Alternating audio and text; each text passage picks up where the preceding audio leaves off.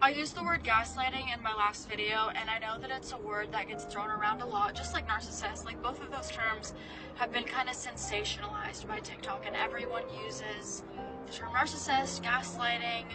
They use those words to describe just like piece of shit asshole behavior. But that's just not the case. Like, not every piece of shit is a narcissist. Like, there's a good chance that your college situationship is not an arc. Like, he's not gaslighting you just because he's sleeping with someone else and like lying to you about it. That's not gaslighting.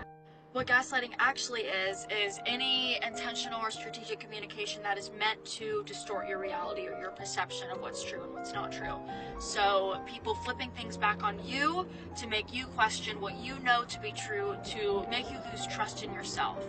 And narcissists do this by using something called DARVO, which is defend, attack, reverse victim, and offender. So that's like if you bring up something to your partner and you know that it's true, you know they're doing it to you, and they flip it back on you, and you find yourself apologizing for it at the end of the conversation, even though they're the ones that did something. In my relationship, it didn't matter what I knew to be true. He could always flip the narrative and make me feel like I was losing my mind.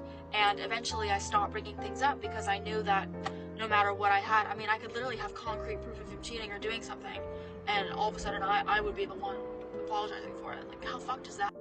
And the reason why abusers gaslight you and they use things like the Darvo technique is to make you feel so unsure of your own senses that you lose trust in yourself, and that makes you much easier to control because you start to just look to them for everything. Like, you start to look to your partner who is lying to you out of their ass, but you're looking to them for the truth, and so they're gonna lie to you and you'll be like, oh, okay, yeah, you're right, I am just crazy. Once that happens, they have full control over you, and it's almost impossible to leave once you're at that spot. And that is typically the turning point in abusive relationships where things really get bad.